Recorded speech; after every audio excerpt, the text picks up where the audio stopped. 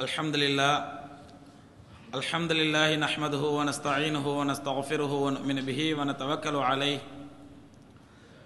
व नऊज़ु बिल्लाहि मिन शुरूरि अनफुसिना व मिन सय्यिआति अमालिना मन यहदिहिल्लाहु फला मुदिल्ल लहु व मन युद्लिल फला हादिय लहु व नशहदु अन ला इलाहा इल्लल्लाहु वहदहु ला शरीक लहु व नशहदु अन्न सय्यदना नबिय्यना मौलाना मुहम्मदन अब्दुहु व रसूलुहु अम्मा बाद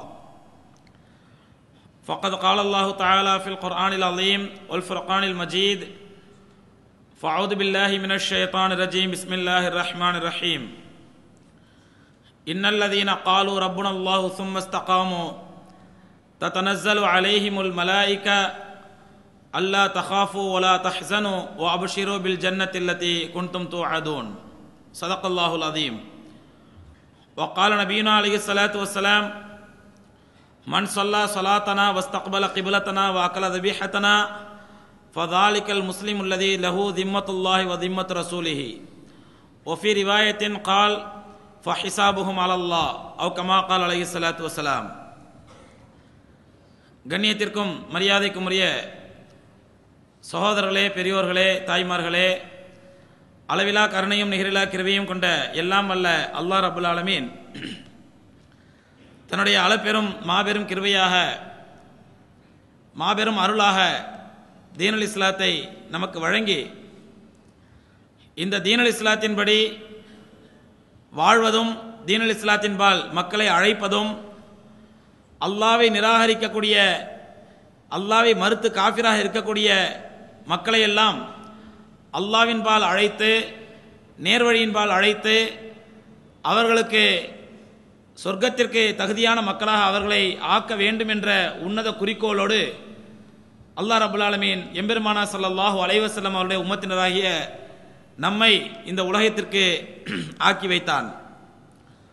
அன்புக்குரியவர்களே, ரசூலுல்லாஹி ஸல்லல்லாஹு அலைஹி வஸல்லம் அவர்களுக்கு முன்பாக வாழ்ந்த எந்த நபிமாருடைய உம்மத்தினருக்கும் எந்த நபிக்கும் இல்லாத ஒரு அற்புதமான சிறப்பை அல்லாஹ் கண்மணி நாயகம் ஸல்லல்லாஹு அலைஹி வஸல்லம் அவருடைய உம்மத்தினராகிய நமக்கு வழங்கிய காரணமே என்னவென்றால், நாம் மக்களை இஸ்லாத்தின் பக்கம் அழைக்க வேண்டும், முஸ்லிம் அல்லாத மக்களை, காஃபிராக இருக்கக்கூடிய மக்களை முஸ்லிமாக ஆக்க வேண்டும், நரகத்தின்பால் சென்று கொண்டிருக்கக்கூடிய மக்களை சொர்க்கத்தின் பாதையை கை காட்ட வேண்டும் என்பதற்காகத்தான் அல்லாஹ் ரப்புல் ஆலமீன் அந்த பொறுப்பை நமக்கு கொடுத்ததனால்தான், அந்த பொறுப்பை நாம் நிறைவேற்றுவதனால்தான் ஹைர உம்மத், சிறந்த உம்மத் என்ற பட்டத்தை அல்லாஹ் நமக்கு கொடுத்து இதுவரை எந்த உம்மத்துக்கும் கிடைக்காத இந்த சிறப்பை, இந்த கண்ணியத்தை அல்லாஹ் ரப்புல் ஆலமீன் நமக்கு வழங்கி அழகு பார்த்தான்.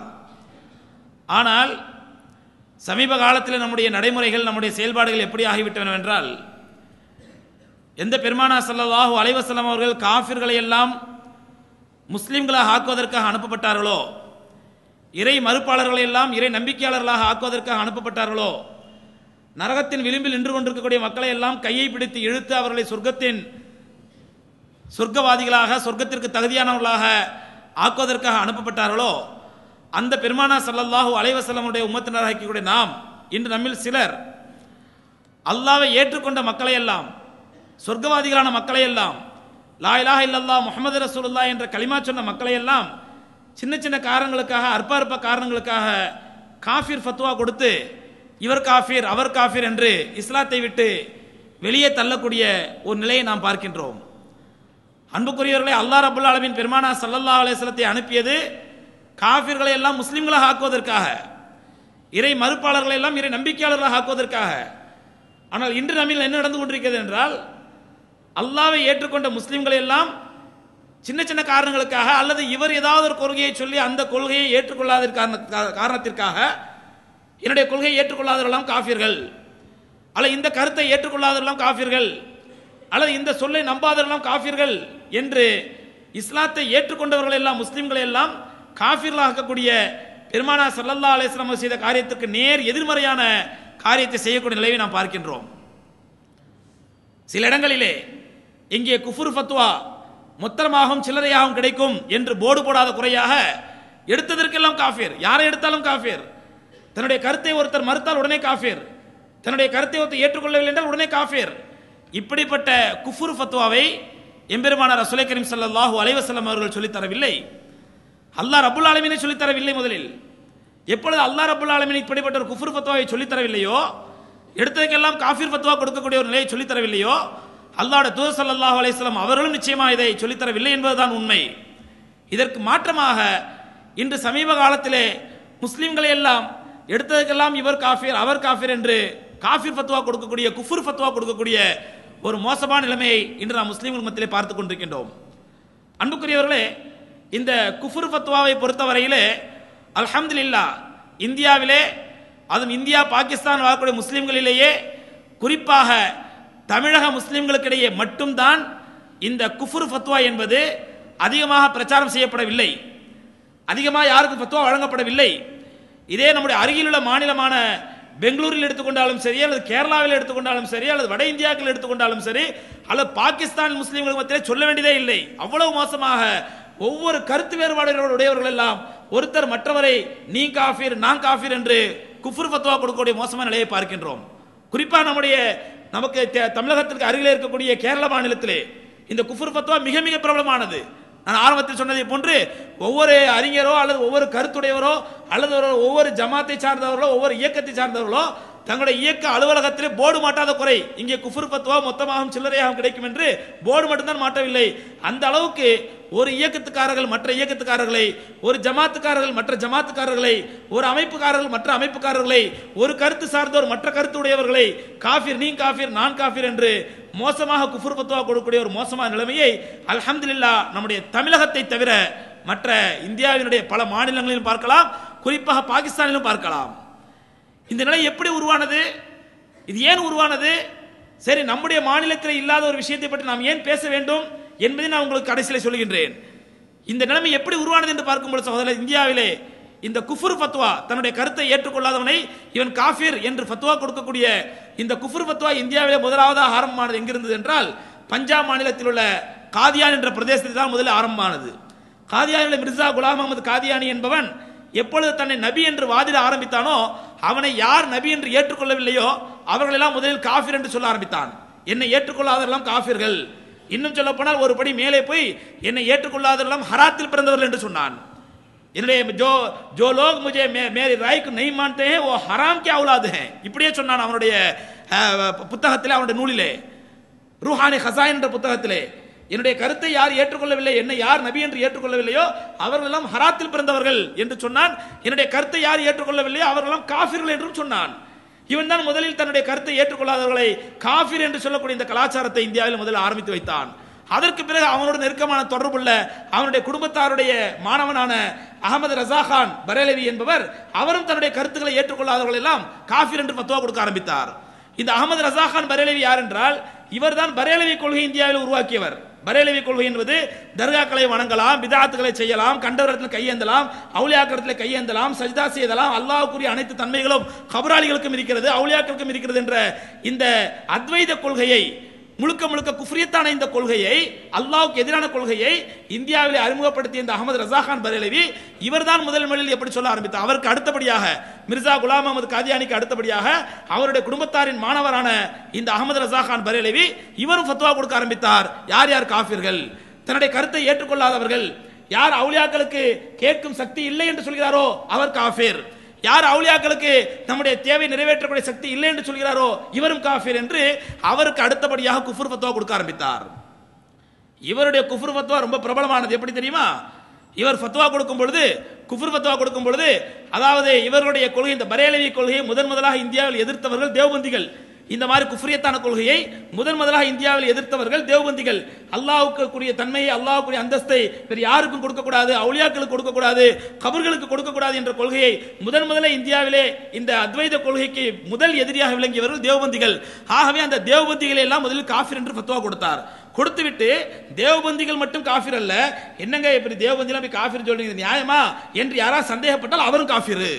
தேவபந்திகளும் காஃபிரு, தேவபந்திகள் காஃபிரா என்று யாராவது சந்தேகப்பட்டால் அவரும் காஃபிரு என்று ஃபத்வா கொடுக்க ஆரம்பித்தார். இதனுடைய விளைவு என்னானது என்றால் சகோதரர்களே, லக்னோவிலே ஒரு பரேலவி முஃப்தி இடத்தில் ஃபத்வா கேட்கிறார்கள், தேவபந்திகள் எல்லாம் காஃபிரா என்று. பொதுவாக முஃப்திகளுடைய வளமை என்னவென்றால் ஃபத்வா கொடுத்து விட்டு கீழே வல்லாஹு அலம் பிஸ்ஸவாப் என்று எழுதுவார்கள், அல்லாஹ்வே மிக்க நன்கறிந்தவன். அதாவது ஃபத்வா கொடுத்து விட்டாலும் கூட இதனுடைய சரியான சட்டத்தை அல்லாஹ்வே மிக்க நன்கறிந்தவன் என்று எழுதுவது ஒரு மரபு, ஒரு அல்லாஹ்வின் நம்பிக்கை உள்ள அச்சம் உள்ளவர்கள் செய்யக்கூடிய காரியம்.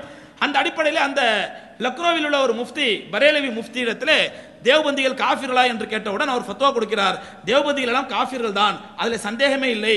அவர் காஃபிரா என்று யாராவது சந்தேகப்பட்டால் அவர்களும் காஃபிர்கள் தான் என்று தன்னுடைய அந்த ரஸா அஹ்மத் பரேலவியுடைய கருத்தை வலியுறுத்தி விட்டு கீழே வழமைப்படி வல்லாஹு ஆலம் பிஸ்ஸவாப், உண்மையை அல்லாஹ்வே நன்கறிந்தவன் என்று எழுதுகின்றார். இந்த ஃபத்வாவை கொண்டு போய் ஒருத்தர் இன்னொரு பரேலவி முஃப்தி இடத்திலே காட்டுகின்றார். இவர் இப்படி ஃபத்வா கொடுத்திருக்கிறார் சரியா என்று அவர் பார்த்து விட்டு சொன்னார், இந்த தேவபந்திகளும் காஃபிர், தேவபந்திகளை காஃபிர்களா என்று சந்தேகப்படுபவர்களும் காஃபிர், இந்த ஃபத்வா கொடுத்தாரே பரேலவி இவரும் காஃபிர் என்று சொன்னார். ஏன் என்று கேட்டதற்கு இவர் கடைசியிலே வல்லாஹு ஆலம் பிஸ்ஸவாப் என்று சொல்லிவிட்டார், அல்லாஹ்வை நன்கு அறிந்தவன் என்று. ஆகவே இவருக்கே டவுட் வந்துருச்சு, நாம கொடுத்த ஃபத்வா தப்பா இருக்குமோன்னு சொல்லி. அப்ப தேவபந்திகள் காஃபிர்னு சொல்லி ஒரு டவுட் பட்டதனால இவரும் காஃபிர் என்று ஃபத்வா கொடுத்தார். இப்படி இந்த குஃபுர் ஃபத்வா என்பது சகோதரர்களே இந்தியாவில் பிரபலமடைய ஆரம்பித்தது. யாரெல்லாம் தங்களுடைய கருத்துக்களை ஏற்றுக்கொள்ளவில்லையோ அவரெல்லாம் காஃபிர்கள் காஃபிர்கள் என்று கொடுக்கக்கூடிய முறை இந்தியாவில் பிரபலமடைய ஆரம்பித்தது. மிர்சா குலாம் அஹமது காதியானி ஆரம்பித்து வைத்தான். அவருக்கு பிறகு அவருடைய குடும்பத்தாருடைய மாணவரான இந்த அகமது ரஸா கான் பரேலவி அதை வழிமொழிந்தார். அந்த அடிப்படையில் தான் இன்றைக்கு பார்க்கின்றோம் வட தமிழக வட இந்தியாவிலும் சரி அல்லது மற்ற மாநிலங்களும் சரி, இங்கே பக்கத்தில் கூட கேரளாவிலும் சரி, கேரளாவிலே நாம் ஏற்கனவே உங்களுக்கு சொல்லியிருக்கின்றேன், ஏபி அபுபக்கர் முஸ்லியார் என்பவர் இருக்கின்றார். இந்த முஸ்லியார் இந்த பரேலவி கொள்கையை மிக தீவிரமாக பரப்புபவர், கடைபிடிப்பவர், அது அவருக்கு சம்பந்தப்பட்டது. ஆனால் அவர் செய்யக்கூடிய குழப்பம் என்னவென்றால் சகோதரர்களே, அவர்கள் பள்ளிக்கூடம் நடத்துகின்றார்கள். அந்த பரேலவி பள்ளிக்கூடத்திலே படிக்கக்கூடிய பிஞ்சு குழந்தைகளுடைய உள்ளத்திலே விஷத்தை இருக்குவதற்காக அவர்களே புத்தகம் வெளியிடுகிறார்கள், துருசுல் இஸ்லாம் என்ற பெயரிலே. அந்த துருசுல் இஸ்லாம் என்ற புத்தகத்திலே 4வது பகுதியிலே 36வது பக்கத்திலே, என்னிடத்தில் புத்தகம் இருக்கிறது, 36வது பக்கத்தில் எழுதுகின்றார்கள், வஹாபிகளுக்கும் தேவபந்திகளுக்கும் ஜமாத் இஸ்லாமிகளுக்கும் இவர்களெல்லாம் காஃபிர்கள் முபுத்ததிகள் என்பதால் இவர்களுக்கு சலாம் சொல்வதும் ஹராம், இவர்கள் சலாம் சொன்னால் அதற்கு பதில் சொல்வதும் ஹராம். ஏபி அபூபக்கர் முஸ்லியாருடைய புத்தகத்திலே பச்சில குழந்தைகள் அவருடைய பள்ளிக்கூடங்கள் படிக்கக்கூடிய 4ஆம் கிளாஸ் 3ஆம் கிளாஸ் படிக்கக்கூடிய பிள்ளைகளுடைய உள்ளத்திலே எப்படிப்பட்ட இஸ்லாத்திற்கு எதிரான விஷ வித்துக்கள் இறக்கப்படுகின்றன. கண்மணி நாயகம் ரசூலே கரீம் ஸல்லல்லாஹு அலைஹி வஸல்லம் அவர்கள் சொன்னார்கள், அஃஷுஸ் ஸலாம அலா மன் ஆரிஃப் வலாமன் லா தாரிஃப், நீங்கள் அறிந்தவர்கள் அறியாதவர்கள் தெரிந்தவர்கள் தெரியாதவர்கள் அத்தனை பேருக்கும் சலாம் சொல்லுங்கள், சலாத்தின் மூலமாக உங்களுடைய சகோதரத்துவத்தை பரப்புங்கள், இஸ்லாமியர் என்று தெரிந்துவிட்டால் அத்தனை பேருக்கு சலாம் சொல்லுங்கள் என்று எம்பெருமானார் ஸல்லல்லாஹு அலைஹி வஸல்லம் கற்றுக் கொடுத்திருக்க இந்த ஏபி அபூபக்கர் முஸ்லியாருடைய இந்த பரேலவி புத்தகம் எதை குழந்தைகளை விஷ வித்துக்களை இறக்குகின்றது. இந்த மாதிரி கொள்கையுடையவர்களுக்கு, நம்முடைய இந்த பரேலவி கொள்கைக்கு எதிரான தேவபந்திகளோ ஜமாத் இஸ்லாமிகளோ வஹாபிகளோ இவர்களாம் முபத்ததிகள் பிதாத்துக்காரர்கள், இந்த பிதாத்துக்காரர்களுக்கு சலாம் சொல்வது ஹராம், அவர்கள் சலாம் சொன்னால் பதில் சொல்வதும் ஹராம். நவுது பில்லாஹ். அருமைக்குரியவர்களே, எம்பெருமானார் ஸல்லல்லாஹு அலைஹி வஸல்லம் அவர்கள் எப்படிப்பட்ட சகோதரத்துவத்தை உலகத்திற்கு கற்றுக் கொடுத்தார்கள், எப்படிப்பட்ட ஒற்றுமையோடு இருக்க வேண்டும் என்று கற்றுக் கொடுத்தார்கள் என்ற முஸ்லிம்களை பார்த்து சொன்னார்கள், நீங்கள் அனைத்து பேருமே ஒரே கட்டிடத்தினுடைய செங்கலை போன்றவர்கள், லா இலாஹ இல்லல்லாஹ் முஹம்மது ரசூலுல்லாஹ் சொன்ன அத்தனை பேரும் ஒரே கட்டிடத்தினுடைய செங்கலை போன்றவர்கள். எப்படி ஒரு செங்கல் இன்னொரு செங்கலோடு இணைந்து பிடித்திருக்குமோ பலமாக இருக்குமோ அதுபோன்று நீங்கள் ஒருத்தருக்கு ஒருத்தர் இணைந்து பிடித்திருக்க வேண்டும், பலமாக இருக்க வேண்டும், ஒற்றுமையாக இருக்க வேண்டும் என்று எம்பெருமானார் ஸல்லல்லாஹு அலைஹி வஸல்லம் சொல்லி தந்திருக்க இந்த பரேலவிகளும் சரி காதியானிகளும் சரி எல்லோரையுமே ஒரே மொத்தமாக முஸ்லிம்களை காஃபிர்கள் என்று ஃபத்வா கொடுக்கக்கூடிய ஒரு தவறான விளைவை நாம் இன்று உலகத்திலே பார்த்து கொண்டிருக்கின்றோம். ரசூலுல்லாஹி ஸல்லல்லாஹு அலைஹி வஸல்லம் இவர்கள் காஃபிர் என்று சொல்கிறார்கள். ஆனால் யார்தான் முஸ்லிம்? முஸ்லிம் என்பதற்கு என்னதான் அடையாளம், என்னதான் டெஃபினேஷன், என்னதான் வரையறை? எம்பெருமானார் ஸல்லல்லாஹு அலைஹி வஸல்லம் சொன்னார்கள், இஸ்லாம் என்பது விசாலமான கடலை போன்ற சகோதரர்களே, இஸ்லாம் என்பது விசாலமான கடலை போன்றது. அதில் ஆயிரக்கணக்கான கருத்துக்கள், ஆயிரக்கணக்கான அற்புதங்கள், ஆயிரக்கணக்கான தத்துவங்கள், ஆயிரக்கணக்கான வழிகாட்டுதல்கள் இருக்கும். அதிலே சின்ன சின்ன பிரச்சனைகள், சின்ன சின்ன கருத்து வேறுபாடுகள் ஏற்படுவது இயல்பு. ஏனென்றால் காய்த்த மரம் தான் கல்லடிப்படும், காய்க்காத மரத்திலே கல்லடி விழாது. இஸ்லாம் என்பது காய்த்த பழுத்த மரம், அதிலே சில கல்லடிகள் வந்து விழுவது இயல்பு, அதிலே சில கருத்து வேறுபாடுகள் ஏற்படுவது இயல்பு. அதனால் தான் எம்பெருமானார் ஸல்லல்லாஹு அலைஹி வஸல்லம் இந்த மாதிரி ஒரு சின்ன சின்ன கருத்து வேறுபாடுகள் ஏற்படலாம், குளறுபடிகள் ஏற்படலாம் என்பதனால் சஹீஹ் புகாரிலே தெளிவாக ஒரு வார்த்தை சொன்னார்கள் எம்பெருமானார் ஸல்லல்லாஹு அலைஹி வஸல்லம், மூமின் என்பதற்கு அடையாளமாக மன் ஸல்லா ஸலாத்தனா, நம்மை போன்று யார் தொழுகிறானோ, வஸ்தக்பல கிப்லத்தனா, நம்முடைய கிப்லாவை யார் முன்னோக்கி தொழுகிறானோ, வஅக்கல தபீஹத்தனா, நாம் மறுத்த மாமிசத்தை யார் சாப்பிடுகின்றானோ, ஃபதாலிகல் முஸ்லிமுல்லதி லஹு திம்மத்துல்லாஹி வ திம்மத் ரசூலிஹி, அவன்தான் முஸ்லிம், அவனுக்கு அல்லாஹ்வுடைய பொறுப்பும் இருக்கிறது, அல்லாஹ் ரசூலுடைய பொறுப்பும் இருக்கிறது என்று பெருமானார் ஸல்லல்லாஹு அலைஹி வஸல்லம் சொன்னார்கள். நம்மை போன்ற தொழுபவன், நம்முடைய கிப்லாவை முன்னோக்குபவன், நாம் அறுத்த மாமிசத்தை சாப்பிடுபவன், இந்த மூணை செய்யறான், செஞ்சுட்டு சாராயம் குடிக்கிறான், ஜினா செய்யறான், தர்கால போய் விழுறான், மௌலிது ஓதுறான், பிதாத்து செய்றான், தர்கால போய் சஜ்ஜா செய்றான். இப்ப இதெல்லாம் முஸ்லிம் என்று ஏற்றுக்கொள்ள முடியுமா? எம்பெருமானா ஸல்லல்லாஹு அலைஹி வஸல்லம் ஃபஹிசாபுஹும் அலல்லாஹ், அதற்கெல்லாம் தீர்ப்பளிப்பவன் அல்லாஹ் இருக்கின்றான். ஃபஹிசாபுஹும் அலல்லாஹ், அவன் செய்த நன்மை தீமைகளுக்கு, அவன் செய்த பாவங்களுக்கு, குற்றங்களுக்கு, பிதாத்துகளுக்கு அல்லாஹ் தீர்ப்பளிப்பான். நீ யார் அவனை காஃபிர் என்று சொல்வதற்கு? எவ்வளவு விசாலமான அற்புதமான வார்த்தை பெருமானார் சொல்லியிருக்கார்கள். நம்முடைய தொழுகையை தொழுக வேண்டும், நம்முடைய கிப்லாவை முன்னோக்க வேண்டும், நாம் அறுத்த மாமிசத்தை சாப்பிட வேண்டும். அவன் முடிஞ்சு போச்சு, அவன் தான் முஸ்லீம் என்பதற்கு டெஃபினிஷன். சஹீஹ் புகாரிலே பதிவு செய்யப்பட்ட ஆதாரப்பூர்வமான ஹதீஸ். இவ்வளவு விசாலமான அர்த்தத்தை பெருமானார் ஸல்லல்லாஹு அலைஹி சொல்லியிருக்க, நாம் சின்ன சின்ன காரணங்களுக்காக, சின்ன சின்ன கருத்துகளுக்காக, சின்ன சின்ன கருத்து வேற்றுமைகளுக்காக, நீ இந்த கருத்தை ஏற்றுக்கொள்ளாவிட்டால் காஃபிர், நீ இந்த கருத்தை ஏற்றுக்கொள்ளாவிட்டால் முஷ்ரிக் என்று ஒதுக்குவதற்கும் ஃபத்வா கொடுப்பதற்கும் நமக்கு என்ன உரிமை இருக்கிற சகோதரர்களே? யாருக்கு இந்த ரைட்ஸ் கொடுத்தது? அல்லாஹ்வும் அல்லாஹ்வுடைய தூதர் ஸல்லல்லாஹு அலைஹி வஸல்லம் அவர்களும். ஆகவே இப்படிப்பட்ட ஃபித்னாக்களிலே, இப்படிப்பட்ட குழப்பங்களிலே முஸ்லிம்கள் ஒருபோது விழுந்துவிடக் கூடாது என்பதில் நாம் கவனமாக இருக்க வேண்டும்.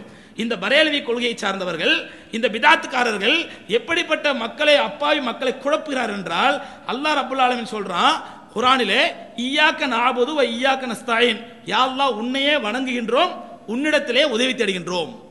உன்னையே வணங்குகிறோம், உன்னிடத்திலே உதவி தேடுகிறோம். இது அல்லாஹ்வுடைய வசனம். சாதாரண பச்சை பிள்ளைக்கு தெரிஞ்ச விஷயம். தெளிவா சொல்றான் அல்லாஹ், வணக்கம் என்பது உனக்கு மட்டும்தான், உதவி தேடுவது என்பது உனக்கு மட்டும்தான். நான் வணக்கத்தை உன்கிட்ட செஞ்சுட்டு உதவி இன்னொருத்தர் கேட்க மாட்டேன். வணக்கத்தை உனக்கு வச்சுட்டு உதவி தேடுவது இன்னொருத்தர் கேட்க மாட்டேன். வணக்கம் தேடுவது உன்னிடத்தில் தான், உதவி தேடுவது உன்னிடத்தில் தான் என்பதை தெளிவாக அல்லாஹ் சொல்லி இருக்க, இந்த பிதாத்துக்காரர்கள் பரேலவியில் என்ன சொல்கிறார்கள்? தர்காக்களுக்கு செல்வது, அவுலியாக்களிடத்தில் கேட்பது, அவுலியாக்களே எங்களுக்கு பிள்ளை வரந்தாங்க, எங்க நோயை குணப்படுத்துங்க, எங்களுக்கு பிரச்சனையை தீருங்க என்று கேட்பது இபாதத் அல்ல. இபாதத் அல்ல இது. இபாதத் என்பது நாங்கள் அல்லாஹ்வுக்கு மட்டும் தான் செய்றோம். இந்த உதவி தேடுவது என்பது, இந்த அவுலியாக்களிடத்தை கேட்பது என்பது இது உதவி தேடுவது. உதவி தேடுறது யார்ட்ட வேணாலும் கேட்கலாம், தப்பு இல்லை. உதவி தேடுறது யார்ட்ட வேணாலும் கேட்கலாம். எப்படி ஒரு போலீஸ்காரர் நிற்கிறாரு, போய் நம்மகிட்ட போய் ஐயா என் திருடன் ஒருத்தன் என்ன திருடிட்டு போயிட்டான், என்ன பிடிச்சி கொடுங்க உதவி கேட்கறது இல்லையா? நம்ம மனைவிட்ட அந்த பொருளை எடு, இந்த பொருளை எடு உதவி கேட்கறது இல்லையா? நம்ம நண்பர்கள்ட்ட பக்கத்தில் எனக்கு சின்ன ஹெல்ப் பண்ண உதவி கேட்கறது இல்லையா? மற்ற மருத்துவத்துக்கு உதவி கேட்கறது இல்லையா? எல்லாத்திலையும் உதவி கேட்கறது இல்லையா? அந்த மாதிரி தான் நம்ம அவுலியாக்களுக்கு உதவி கேட்கிறோம். அவுலியாக்களே என் பிரச்சனை தீர்த்து வைங்க, அவுலியாக்களே எனக்கு பிள்ளை வரம் கொடுங்க, அவுலியாக்களே என் கஷ்டத்தை நீக்கி வைங்க, அவுலியாக்களே என் ப்ராப்ளத்தை சால்வ் பண்ணுங்க என்று அவுலியாக்களிடத்தில் கேட்பது உதவி தேடுவது. இபாதத் என்பது அல்லாஹ்வுக்கு மட்டும்தான். வணக்கம் என்பது அல்லாஹ்வுக்கு மட்டும்தான், அல்லாஹ் மட்டும்தான் வணங்க வேண்டும். அவுலியாக்களிடத்தில் கேட்பது உதவி தேடுவது ஆகும். இது எல்லாத்தையும் கேட்கலாம். ரப்புல் ஆலமீன் எதுக்கு இய்யாக நஅபுது வ இய்யாக நஸ்தஈன் என்று சொன்னான்? உன்னையே வணங்குகிறோம், உன்னிடத்திலே உதவி தேடுகிறோம் என்று ஏன் சொன்னான்? அப்ப அல்லாஹ் சொன்ன பொருளுக்கு அர்த்தம் என்ன என்று கேட்டால் அவரிடத்தில் பதில் என்ன தெரியுமா? அப்ப நீங்க மத்தெல்லாம் உதவி கேட்கறீங்களா? அப்ப அல்லாஹ் மட்டும் தானே கேட்கணும். பெருமானார் ஸல்லல்லாஹு அலைஹி சொன்னாங்க, உன்னுடைய செருப்பு வாறு அருந்தாலும் அல்லாஹ்விடத்தில் துஆ கேளுன்னு சொன்னாங்க. நீங்க சக்கிலின்ட்டு போய் அறுத்து தான் கேட்கறீங்க. அல்லாஹ்ட்ட கேட்கணும், யா அல்லாஹ் செருப்பை தச்சு கொடுன்னு சொல்லி. அல்லாஹ்ட்டே கேட்கணும், யா அல்லாஹ் செருப்பு அறுத்து போச்சு தச்சு கொடுன்னு கேட்கணுமா இல்லையா? நீங்க சக்கிலின்ட்டு பேர் 10 ரூபா தரம்பா தச்சு கொடுன்னு ஏன் கேட்கறீங்க, உதவி கேட்கறீங்க? அவருடைய வாதம். அப்ப அல்லாஹ்ட்ட கேட்கணும், அல்லாஹ்ட்ட மட்டும் தானே கேட்கணும், ஏன் சக்கிலின்ட்டு போய் கேட்கறீங்க? ரசூலுல்லாஹி ஸல்லல்லாஹு அலைஹி செருப்பு வாறு இருந்தாலும் அல்லாஹ்வை தவிர யார்ட்ட கேட்க கூடாதுங்கறாங்க. அப்ப நீங்க மத்தவங்கள்ட்ட போய் கேட்கறீங்க, அப்ப அது உதவி தேடுறது ஆகாதா? இந்த வாதத்தை பார்த்து அப்பாவி மக்கள் குழம்பி போகிறார்கள். வாஸ்தவம் தானே, உதவி கேட்கக்கூடாது, யார்ட்டுமே கேட்கக்கூடாது, மனைவிட்டையும் கேட்கக்கூடாது. அங்க இருக்கிற ஒரு பாட்டில் தண்ணி எடுத்து குடிக்கின்றாங்களே, யா அல்லாஹ் அந்த தண்ணி எனக்கு தாய் எடுத்தா, அப்படி அல்லாஹ்ட்ட தான் கேட்கணும். அப்படித்தானே? ஒரு சின்ன உதவி கேட்பதா இருந்தாலும் அல்லாஹ்ட்ட தான் கேட்கணும். நம்ம பொருளை ஒரு திருடன் திருடி பண்ணணும், யா அல்லாஹ் திருடி போயிட்டான் அல்லாஹ் அப்படி தான் கேட்கணும். போலீஸ்காரன் போக கூடாது. வாஸ்தவம் தானே? அல்லாஹ் சொல்றான், இய்யாக நஅபுது வ இய்யாக நஸ்தஈன், உன்னையே வணங்குகிறோம், உன்னிடத்திலே உதவி தேடுகிறோம் அல்லாஹ் சொல்றான். அப்படி இருக்கும் பொழுது நீங்க மனைவிட்ட உதவி கேட்கறீங்க, மக்கள்கிட்ட உதவி கேட்கறீங்க, நண்பர்கள்ட்ட உதவி கேட்கறீங்க, மருத்துவர்கிட்ட உதவி கேட்கறீங்க, போலீஸ்கிட்ட உதவி கேட்கறீங்க. இப்படி எப்படிலாம் உதவி கேட்கும்போது அவுலியாக்களிடத்தில் மட்டும் ஏன் உதவி கேட்க கூடாது என்ற இந்த ஆணித்தரமான வாதத்தை கேட்டு அப்பாவி ஜனங்கள் குழம்பி போறாங்க. இது உண்மை. இது ஏனென்றால் சமீப காலத்தில் சகோதரர்களே அல்ஹம்துலில்லாஹ் கடந்த 30-40 ஆண்டுகளாக தமிழகத்தில் இந்த பிதாத்துகள்லாம் கொஞ்சம் கொஞ்சமாக குறைந்து வரக்கூடிய காலகட்டத்திலே சமீபத்திலே இந்த பிதாத்திகள் முளைத்து அவர்களுக்கு சில மேதாவி சில பணக்காரர்கள் கொடுக்கக்கூடிய பணத்திற்காக இந்த பிதாத்துடைய கருத்துக்களை ஊர் ஊராக பிரச்சாரம் செய்ய ஆரம்பித்து விட்டார்கள். அப்பாவி மக்களை குழப்பம் ஆரம்பித்து விட்டார்கள். அப்பாவி மக்கள் குழம்பும் ஆரம்பித்து விட்டார்கள். அதான் உண்மை. குழம்ப ஆரம்பிச்சிட்டாங்க. காரணம் என்ன? இதை பற்றி அடிப்படை ஞானம் தெரியவில்லை. அருமைக்குரியவர்களே, அல்லாஹ் ரப்பல் ஆலமீன் இந்த உலகத்தை எப்படி படைத்திருக்கிறார் என்றால் தாருல் அஸ்பாப், காரணங்கள் மூலமாகத்தான் இந்த உலகம் இயங்கும். காரணம் இல்லாமல் இந்த உலகம் இயங்காது. உலகத்தை இயக்குபவன் ரப்பல் ஆலமீன் என்றாலும் கூட உலகத்தினுடைய ஒவ்வொரு சின்ன சின்ன விஷயங்களும் காரணத்தின் மூலமாகத்தான் இயங்கும், கருவியின் மூலமாகத்தான் இயங்கும். இந்த உலகத்தை அல்லாஹ் ரப்பல் ஆலமீன் கருவிகளின் உலகமாக ஆக்கி வைத்திருக்கின்றான். கருவி இல்லாமல் இயங்காது. அந்த அடிப்படையில் அந்த அஸ்பாப் என்று சொல்லக்கூடிய கருவிகளை இரண்டு வகையாக பிரிக்கலாம். ஒன்று சபபுல் வாஹிரி, இன்னொன்று சபபுல் பாத்தினி. இதெல்லாம் அக்கீதா சம்பந்தப்பட்ட கொள்கைகள். இந்த அடிப்படை கொள்கை தெரியாதனால தான் அவங்க போய் உதவி கேட்கறதா இருந்தா, நீ செருப்பு வார்த்தை வச்சா அல்லாட தானே கேட்கணும், ஏன் சக்லின் டிபி கேட்கற என்று சொன்னா அப்பாவி மக்கள் கொலை போயிறாங்க. வாஸ்தவம் தானே, அல்லாட தானே கேட்கணும். அப்போ சக்லின் டிபி கேட்கறானா, அப்போ இத்து போன ஒரு சக்லின் கேட்கலாம், ஆனா தலை சிறந்த ஒரு அவுலியா டிபி கேட்க கூடாதா? குழம்பி போயிடுறாங்க, ரெண்டுக்குள்ள வித்தியாசம் தெரியாமல். அருமைக்குரியவர்களே, அல்லாஹ் ரப்பல் ஆலமீன் இந்த உலகத்தை எல்லாமே கருவிகள் அடிப்படையிலே, காரணத்தின் அடிப்படையில் படைத்திருக்கின்றான். காரணம் இல்லாமல் எதுவுமே இயங்காது. எல்லாவற்றையும் இயக்குபவன் ரப்பல் ஆலமீன் என்றாலும் கூட ஒரு காரணம் இல்லாமல், கருவி இல்லாமல் அல்லாஹ் இயக்குவதில்லை. நமக்கு ரிஸ்க் தரவன் அல்லாஹ் என்றாலும் கூட அந்த ரிஸ்கை நம்முடைய உழைப்பின் மூலமா, உழைப்பு என்ற கருவியின் மூலமாகத்தான் அல்லாஹ் தருவான். நமக்கு நோயை தீர்ப்பவன் அல்லாஹ் என்றாலும் கூட அந்த நோயை மாத்திரை என்ற கருவியின் மூலமாகத்தான் அல்லாஹ் தீர்ப்பான். ஷிஃபா கொடுப்பவன் அல்லாஹ் என்றால் கூட அந்த ஷிஃபாவை டாக்டர் என்ற கருவியின் மூலமாகத்தான் அல்லாஹ் கொடுப்பான். உலகத்தில் பிறக்க செய்தது அல்லாஹ் என்றாலும் கூட, அந்த மனிதனை பிறக்க செய்வது அல்லாஹ் என்றாலும் கூட அது தாய் தந்தை என்ற கருவியின் மூலமாகத்தான் அல்லாஹ் பிறக்க செய்வான். உலகத்தில் நடக்கூடிய எல்லா காரியங்களுமே ரப்பல் ஆலமீன் கருவியின் அடிப்படையிலே, காரணத்தின் அடிப்படையில் செய்யக்கூடியவன். அந்த கருவிகளை இரண்டு வகையாக பிரிக்கலாம். ஒன்று சபபுல் லாஹிரி, சபபுல் பாத்தினி. அந்தரங்கமான கருவிகள், வெளிரங்கமான கருவிகள். உலகத்தில் இயங்கக்கூடிய அனைத்துமே வெளிரங்கமான கருவிகள். உலகத்தில் இயங்கிய அனைத்துமே வெளிரங்கமான கருவிகள். டாக்டர் மூலமாக நமக்கு ஷிஃபா கிடைப்பதும், மாத்திரை மருந்து மூலமாக நோய் குணமாவதும், அல்லது தாய் தந்தையின் மூலமாக உலகத்தில் பிறப்பதும், நம்முடைய கடையின் மூலமாக நமக்கு ரிஸ்க் கிடைப்பதும், நம்முடைய மனையின் மூலமாக நமக்கு குழந்தை கிடைப்பதும், இதெல்லாம் உலகத்தில் ஏற்படுத்தப்பட்ட சபபுல் லாஹிரி, வெளிரங்கமான காரணிகள். இவை அனைத்துக்கும் அந்தரங்க காரணி ரப்புல் ஆலமீன் மட்டும்தான். அந்தரங்க காரணி ரப்புல் ஆலமீன் மட்டும்தான். இங்கேதான் இந்த பரேலவிகள் பொதுமக்களை எப்படி குழப்புறார் என்றால், அந்தரங்க காரணியாக இருக்கக்கூடிய அல்லாஹ்வோடு அவுலியாக்களையும் இணைத்து ரெண்டு பேரும் காரணிதான். ஒரு டாக்டர் இடத்துல போய் ஒருத்தர் குழந்தை இல்லை, டாக்டர்கிட்ட போய் கேட்கிறாரு, டாக்டர் எனக்கு குழந்தை இல்லை, எனக்கு பிளட் கவுண்டிங் பாருங்க, என் மனைவிக்கு டெஸ்ட் பண்ணுங்க, எங்களுக்கு என்ன ப்ராப்ளம் பார்த்து எனக்கு சரி பண்ணி எனக்கு குழந்தை கிடைத்தான்னு ஏற்பாடு பண்ணுங்க அப்படின்னு சொல்லி ஒரு டாக்டர்கிட்ட போய் ஒருத்தர் கேட்கிறான்னு சொன்னா இது சபபுல் லாஹிரி, அந்தரங்க காரணி. அந்த பகிரங்க கருவி, வெளிரங்க கருவி. இந்த வெளிரங்க கருவியை பயன்படுத்துவதற்கு அல்லாஹ் அனுமதித்திருக்கின்றான். ஆனால் அந்த டாக்டர் வெளிரங்க கருவியின் மீது மட்டும் நம்பிக்கை வைத்து விடக்கூடாது.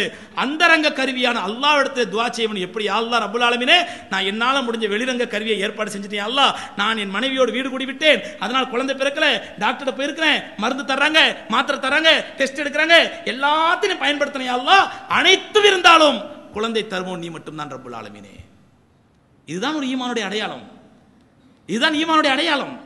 இங்கே இவர்கள் என்ன செய்கிறார்கள், அந்த அல்லாஹ்விடத்தில் குழந்தை கேட்கக்கூடிய அந்த அந்தரங்க காரணியாகிய அல்லாஹ்வோடு அவுலியாக்களை இணைத்து, அவுலியாவும் ஒரு அந்தரங்க காரணிதான், அவுலியாவும் ஒரு அந்தரங்க காரணிதான், அவரிடத்திலும் கேட்கலாம், தப்பில்லை. எப்படி அல்லாஹ்ட்ட கேட்கிறோமோ அதே மாதிரி அவர்ட்டையும் கேட்கலாம். அப்ப இந்த பகிரங்க காரணி, வெளிரங்க காரணியாக இருக்கக்கூடிய இவைகளிடத்தில் நாம் எப்படி உதவி கேட்கிறோமோ, உதவி தேடுகிறோமோ, இதை வைத்து அல்லாஹ்வை சம்பந்தப்படுத்தி, அவுலியாக்களோட சம்பந்தப்படுத்தி அப்பாவி பொதுஜனங்களை குழப்பக்கூடிய நிலைமையை பார்க்கின்றோம். அருமைக்குரியவர்களே, இப்படிப்பட்ட நிலையை இது அல்ஹம்துலில்லாஹ் தமிழகத்தை பொறுத்த வரைக்கும் 1000 கருத்து வேறுபாடு இருந்தாலும், 1000 இயக்கங்கள், 1000 அமைப்புகள், 1000 ஜமாத்துகள், 1000 தலைவர்கள் இருந்தால் கூட ஒருத்தர் காஃபிர் என்று திட்டிக் கொள்ளக்கூடிய நிலைமை இல்லை. அல்ஹம்துலில்லாஹ், அல்லாஹ்வுடைய பெரிய கிருபை அது. ஏனால் தமிழக மக்களை பொறுத்தவரையிலே விசாலமான சிந்தனையுடையவர்கள், யார் யாரை காஃபிர் சொன்னாலும் சரி அதை ஏத்துக்கிறதும் கிடையாது. ஆனா இதே பக்கத்து மாநிலங்களிலே இந்த நிலைமை மோசமாகி முஸ்லிம்களே ஒருத்தருக்கு ஒருத்தர் காஃபிர் என்று மோசமான விளைவுகளால், எந்த அளவுக்கு என்ன பாகிஸ்தான் அப்படின்னா இது நிலைமை இதை விட மோசம். பயான்லயே ஒருத்தர் பேசுவார், ஏ சுவர் கே பச்சோ, அவங்கள பார்த்து, அவங்க இவங்களை பார்த்து ஏ குத்தே கே பச்சோ, நவுது பில்லா. யார்? ரெண்டு முஸ்லிம்கள். இந்த முஸ்லிம் அந்த முஸ்லிமை பார்த்து ஏ சுவர் கே பச்சோ, பன்றிக்கு பிறந்தவர்களே. அவர் இவரை பார்த்து ஏ குத்தே கே பச்சோ, நாய்க்கு பிறந்தவர்களே, நவுது பில்லா. யூடியூப்ல பாருங்களேன், யூடியூப்ல போய் வெப்சைட்ல போய் எப்பமா அந்த பாகிஸ்தான்ல உள்ள அந்த பயான்களை பாருங்க, அந்த கொள்கைக்காரர் இந்த கொள்கைக்காரர் பயான்களை பாருங்க, இதுதான் அவருடைய பயான். பெருமானா ஸல்லல்லாஹு அலைஹி வஸல்லம் சொன்னார்கள், பெருமானா ஸல்லல்லாஹு அலைஹி வஸல்லம் ஷிதாமுல் ஷத்முல் முஃமினி ஃபுஸூகுன் வ கிதாலுஹு குஃப்ருன். ரசூலுல்லாஹ் தெளிவா சொன்னாங்க, ஒரு மூமினை திட்டுவது பெரும் பாவம், அவனை கொல்வது குஃப்ர் என்று பெருமானா ஸல்லல்லாஹு அலைஹி வஸல்லம் சொன்னார்கள். ஆனால் இங்கே திட்டுவது மீறி சில சமயங்களில் கொலையும் அரங்கேறுகின்றன. ஒருத்தருக்கு ஒருத்தர் கொள்கை வெறியால், கருத்து வெறியால் கொலைகளும் அரங்கேற்றப்படுகின்றன.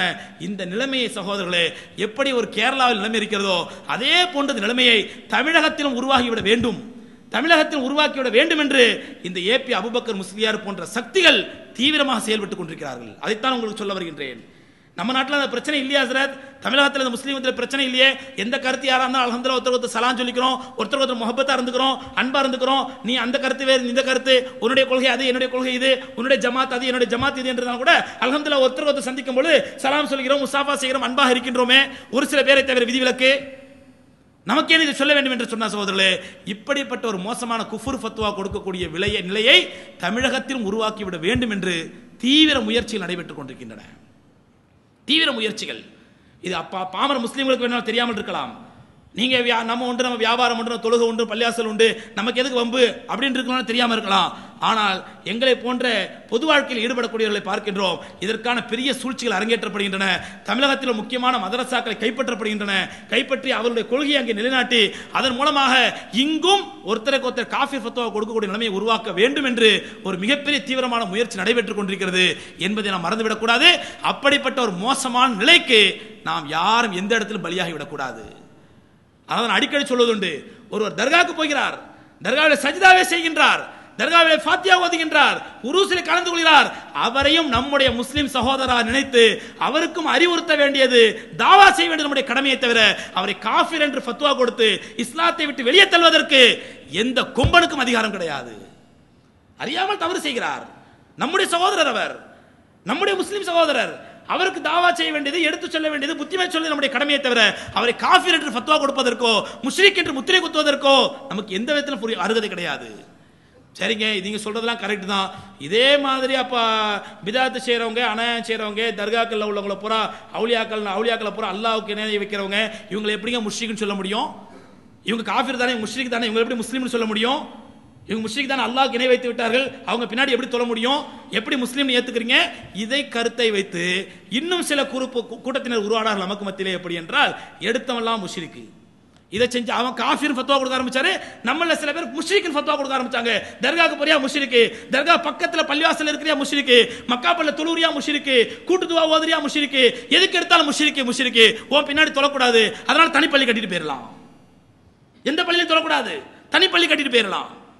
அருமை சகோதரர்களே, இது அதை விட பெரிய சூழ்ச்சி. இது முஸ்லிம்களை உடைப்பதற்கும், முஸ்லிம்களை சிதைப்பதற்கும், முஸ்லிம்களுடைய ஒற்றுமையை குலைப்பதற்கும் அதை விட பெரிய சூழ்ச்சி. இதை பற்றி இன்ஷா அல்லாஹ் அடுத்த வாரம் இன்னும் தெளிவாக சொல்கின்றேன். முஷ்ரிக் என்றால் என்ன, எப்படி காஃபிர் என்பது சகோதரர்களே, அவர் யாரையும் காஃபிர் என்று சொல்வதற்கு நமக்கு அருகதை இல்லையோ, உரிமை இல்லையோ, அதே போன்று யாரை முஷ்ரிக் என்று சொல்லி இவர் பின்னால் தொழக்கூடாது என்று சொல்வதற்கு யாருக்கும் எந்த உரிமையும் கிடையாது, அருகதையும் கிடையாது. இதற்கு பெருமானார் ஸல்லல்லாஹு அலைஹி வஸல்லம் அவர்கள் தெளிவான விளக்கம் சொல்லியிருக்கிறார்கள். அதை பற்றி இன்ஷா அல்லாஹ் அடுத்த வார ஜும்மால சொல்கின்றேன். ஆகவே நாம் விளங்கிக் கொள்ள வேண்டிய விஷயம் என்னவென்றால், எம்பெருமானார் ஸல்லல்லாஹு அலைஹி வஸல்லம் அவர்கள் சொன்னதை போன்ற சகோதரர்களே, லா இலாஹ இல்லல்லாஹ் முஹம்மது ரசூலுல்லாஹ் சொன்னவர் யாராக இருந்தாலும் அவர் முஸ்லிம். ஒரு போர்க்களத்திலே ஹஜ்ரத் உஸாமா பின் ஸைத் ரலியல்லாஹு தஆலா அவர்கள் ஒரு காஃபிரை எதிர்கொள்கின்றான். அந்த காஃபிரை இவர்கள் வெட்ட போகிறார்கள், அவன் உஸாமாவை வெட்ட பார்க்கின்றான். மாறி மாறி சண்டை போடுகிறார்கள். ஒரு வகையில் ஒரு கட்டத்தில் அந்த காஃபிருடைய கையில் இருந்த கத்தி கீழே விழுந்து விடுகிறது. உடனே உஸாமா பின் ஸைத் ரலியல்லாஹு தஆலா அந்த போர்க்களத்தில் அந்த காஃபிரை வெட்ட போகிறான், பயந்து ஓடுகின்றான். இவர்கள் பின்னாடியே விரட்டி கொண்டு செல்கிறார்கள். அந்த போர்க்களத்தை சுத்தி சுத்தி வருகின்றான். இவர்கள் விடவில்லை, விரட்டி பார்த்து கடைசியில் இவங்க டயர்டாகி போய் அந்த கையில் இருந்து ஒரு கல்லை தூக்கி அடிக்கின்றார்கள். அந்த கல் அவன் காலில் பார்த்து கீழே விழுந்துடுறான். கீழே விழுந்த உடனே அவன் நெஞ்சு மேலே போய் ஏறி உட்கார்ந்தாங்க. உஸாமா ரலியல்லாஹு தஆலா ஏறி உட்கார்ந்து வாளை ஓங்கி வெட்ட போறாங்க. அஷ்ஹது அல்லா இலாஹ இல்லல்லாஹ் அஷ்ஹது அன்ன முஹம்மது ரசூலுல்லாஹ்டான். எவ்வளவு நேரத்துக்கு பிறகு, எந்த சூழ்நிலையில? உஸாமா பின் ஸைத் ரலியல்லாஹு, நம்மளாம் தான் அதான் செஞ்சிருப்போம். உஸாமா பின் ஸைத் எவ்வளவு நேரம், 1.5 மணி நேரம் ஓட்டம் கட்டி போட்டு எனக்கு இலக்கு மூச்சு இலக்கு போர்க்களம் சுத்தி சுத்தி வர்றேன். கடைசியில் வாழ ஒன்று களிமா சொல்லி அப்போது ஒரே போடு போட்டாங்க. நம்மள தான் அதான் செஞ்சிருப்போம் பாமர மக்களாக இருந்தால். இந்த செய்தி எம்பெருமானார் ஸல்லல்லாஹு அலைஹி வஸல்லம் அவர்களுக்கு வந்த பிறகு ரசூலுல்லாஹி ஸல்லல்லாஹு அலைஹி வஸல்லம் உஸாமா பின் ஸைத் ரலியல்லாஹு தஆலா கூப்பிட்டு கேட்டார்கள், என்னப்பா களிமா சொன்ன பிறகு அவரை வெட்டின? உஸாமா சொன்னாங்க, இன்னமா கல ஹௌஃப மின ஸலாஹி யா ரசூலல்லாஹ். யா ரசூலல்லாஹ், அது அந்த நீங்க வெறும் களிமா சொன்னான்னு பார்க்காதீங்க, சூழ்நிலையை பாருங்க. என்ன அவன் கொல்றதுக்கு அவ்வளோ ஆவேசமா இருந்தான். ஒரு நான் அல்லாஹ்வுடைய கிருபையினால அவனுக்கு தட்டி விட்டதை கத்தி கீழே விழுந்துருச்சு. விரட்டுறான், போர்க்களத்தை சுத்தி சுத்தி ஓடி வர்றான். ஒரு கடத்தில் கீழே விழுந்து அவன் மேலே வெட்ட போறான். அந்த நேரத்தில் களிமா சொன்ன யார சொல்லலாம், இன்னமா கல ஹௌஃப மின ஸலாஹ், அவன் என்னுடைய கத்திக்கு பயந்து களிமா சொன்ன யார சொல்லலாம். தயவுசெய்து நிலைமை புரிஞ்சுக்கங்க. பெருமானார் ஸல்லல்லாஹு திருப்பி கேட்டாங்க, ஹல்லா ஷஹக்த கல்பா அஃபலா ஷஹக்தன் கல்பி, இன்னும் அவருடைய உள்ளத்தை பிளந்து பார்த்தாயா? அல்லாஹ்வுக்காக களிமா சொன்னாரா, அவருடைய ஆயுதத்துக்கு பயந்து களிமா சொன்னாரா என்று அதோடு நிறுத்திடலாங்க. உஸாமா ரலியல்லாஹு தஆலா சொல்றாங்க, என்னை பார்க்கும் பொழுதெல்லாம் பெருமானார் இந்த வார்த்தை கேட்டுக்கிட்டு இருந்தாங்க. அதற்கு பிறகு எப்பெல்லாம் என்ன பார்ப்பாங்களோ, அஃபலா ஷஹக்தன் கல்பி, என்ன அவருடைய உள்ளத்தை பிளந்து பார்த்தாயா, நீ அவருடைய உள்ளத்தை பிளந்து பார்த்தாயா என்று பார்க்கும் பொழுதெல்லாம் கேட்டார்கள். ஒரு கட்டத்தில் சொன்னார்கள், நாளை கியாமத் நாளிலே அவன் உன் மீது வழக்கு தொடர்ந்தால் அல்லாஹ்விடத்தில் என்ன பதில் சொல்ல போகிறாய் என்று யோசித்துக்கொள். எப்படிப்பட்ட சூழ்நிலை களிமா சொன்னவருங்க? எந்த சூழ்நிலை களிமா சொன்னவர்? எப்படிப்பட்ட இடத்துல களிமா சொன்னவர்? அந்த சாதாரண ஒரு கலிமாவுக்கு எம்பெருமானார் ஸல்லல்லாஹு அலைஹி வஸல்லம் எவ்வளவு முக்கியத்துவம் கொடுத்தார்கள். உஸாமா பின் ஸைத் ரலியல்லாஹு அன்ஹு சொன்னார்கள், இதற்கு பிறகு நான் உள்ளத்தில் என்ன சொன்னா, ஹத்தா தமன்னைத்து அன்னி அஸ்லம யௌமைதீன், நான் அந்த சம்பவம் நடந்த பிறகு கலிமா சொல்லியிருக்க மாட்டேனா அப்படின்னு யோசிக்க ஆரம்பிச்சிட்டேன். ஏன்னா அதுக்கு பிறகு கலிமா சொல்லியிருந்தா அதுக்கு முன் சென்ற எல்லா பாவங்களும் மன்னிக்கப்பட்டிருக்கும். அதனால அந்த சம்பவம் நடந்த பிறகு கலிமா சொல்லியிருக்க மாட்டேனா என்று நான் ஆசைப்பட ஆரம்பித்தேன். அது மிகப்பெரிய பாவமாக பெருமானார் ஸல்லல்லாஹு அலைஹி வஸல்லம் உணர்த்தி கொண்டே இருந்தார்கள் என்று சொன்னார்கள். ஒரு சாதாரண மனிதர் ஒரு போர்க்களத்திலே, அது சந்தேகத்திற்குரிய இடத்திலே, சந்தேகத்திற்குரிய சூழ்நிலையிலே களிமா சொன்ன ஒருத்தருடைய களிமாவுக்கு எம்பெருமானார் ஸல்லல்லாஹு அலைஹி வஸல்லம் தன்னுடைய வளர்ப்பு பேரனான, தன்னுடைய அருமை பேரனான உஸாமா பின் ஸைத் ரலியல்லாஹு அன்ஹு மீது அவ்வளோ கோபத்தையும் காட்டத்தையும் கண்டனத்தையும் வெளிப்படுத்தினார் என்றால், என்று அல்ஹம்துலில்லாஹ் நாம் முஸ்லிமா பிறந்திருக்கோம், முஸ்லிமா வாழ்றோம், முஸ்லிமா வசிக்கிறோம், 5 வேளை தொழுகிறோம், ஜும்மா தொழுகிறோம், பெருநா தொழுகிறோம், மூமினா இருக்கிறோம், தாடி வச்சிருக்கோம், தொப்பி வச்சிருக்கோம், அரசாங்க பதிவில் நம்முடைய பேர் முஸ்லிமா பதிவு செய்யப்பட்டிருக்குது. இவ்வளவு இருந்தோம் நான் தர்காவுக்கு போனா முஷ்ரிக்கு, நான் மௌலூத் ஓதிட்டா காஃபிர். இது யார் கற்றுக் கொடுத்த நடைமுறை இது? அன்புக்குரியவர்களே, இந்த குஃப்ர் ஃபத்வாவை பற்றி இன்று பார்த்தோம், முஷ்ரிக் ஃபத்வாவை பற்றி அடுத்த வாரம் பார்ப்போம். அல்லாஹ் ரப்பல் ஆலமீன் உண்மையை விளங்கி உண்மையின்படி நடக்கக்கூடிய பாக்கியத்தை நம் அனைவருக்கும் தந்தருள்வானாக. கண்மணி நாயகம் ரசூலே கரீம் ஸல்லல்லாஹு அலைஹி வஸல்லம் அவர்கள் எப்படிப்பட்ட அப்பழுக்கற்ற பரிசுத்தமான தீனுல் இஸ்லாத்தில் விட்டு சென்றார்களோ அப்படிப்பட்ட தீனுல் இஸ்லாத்தின்படியே வாழ்ந்து, தீனுல் இஸ்லாத்தின்படியே மரித்து அல்லாஹ் ரப்பல் ஆலமீன் இது எழுப்பப்படும் பொழுது கண்மணி நாயகம் ஸல்லல்லாஹு அலைஹி வஸல்லம் ஷஃபாத்துக்கு தகுதியான மக்களாக அல்லாஹ் நம் அனைவரையும் ஆக்கி அருள்வானாக. வாஹிரு தாவானா அல்ஹம்துலில்லாஹி ரப்பில் ஆலமீன். அஸ்ஸலாமு அலைக்கும் வரஹ்மத்துல்லாஹி தஆலா வபரகாத்துஹு.